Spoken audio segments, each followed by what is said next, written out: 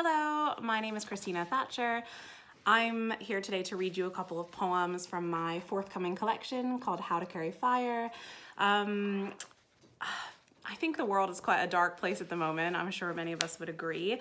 So I thought that maybe I would read some of the more uplifting poems from this collection, just a couple of the ones which are about love and marriage and sort of happiness. So these are just some quirky pieces. The first one is set in Tenby, so I'm hoping some people who are watching know where that is on the west coast of Wales.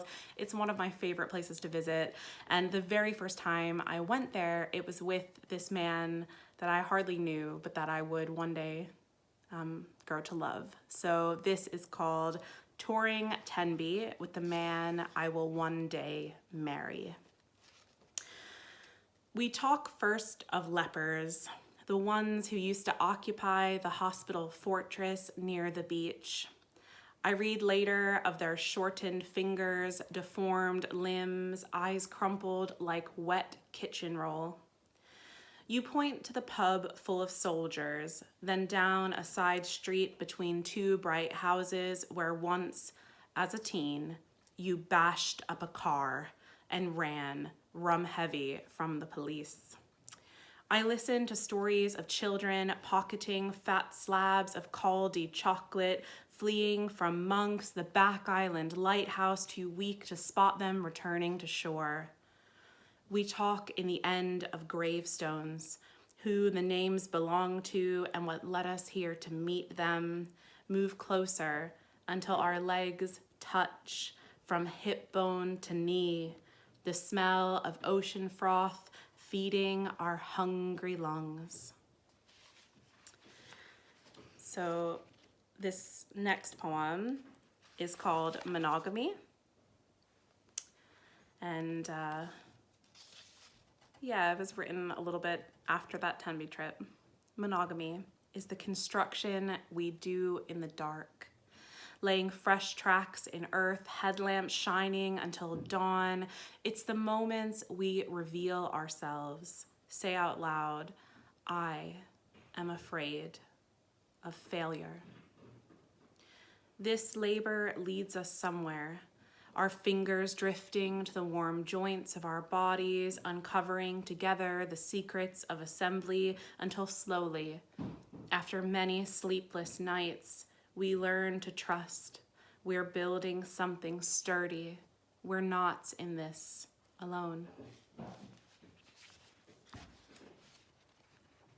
As you might hear, I'm also not in this alone as I'm recording these poems. My husband, who is the subject of many of these poems, is upstairs currently fixing up our window to fill it with plants, which is very lovely.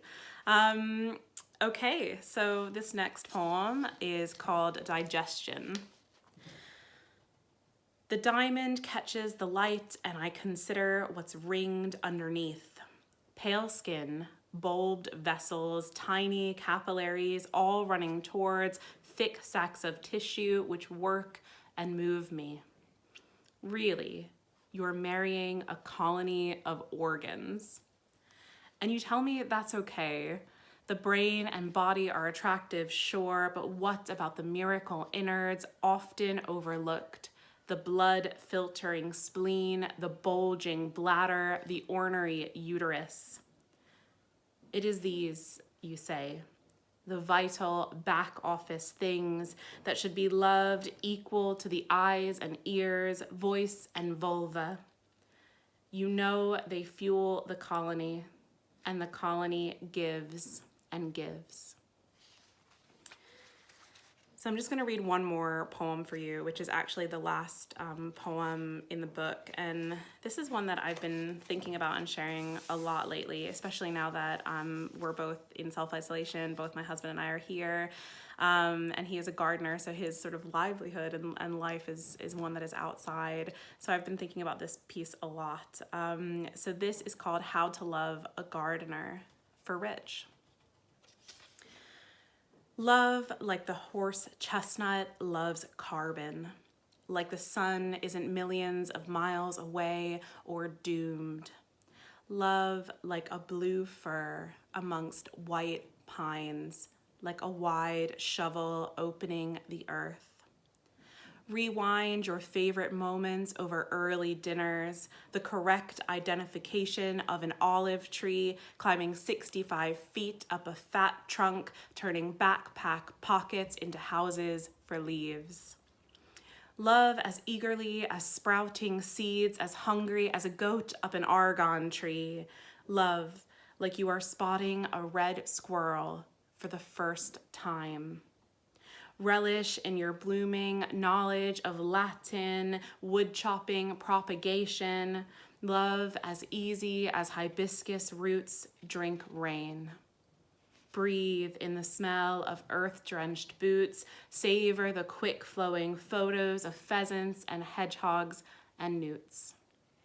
Love like a pioneer species. Love like sempervirens, evergreen. Love like every green thing ever planted will live long and never burn. Thank you.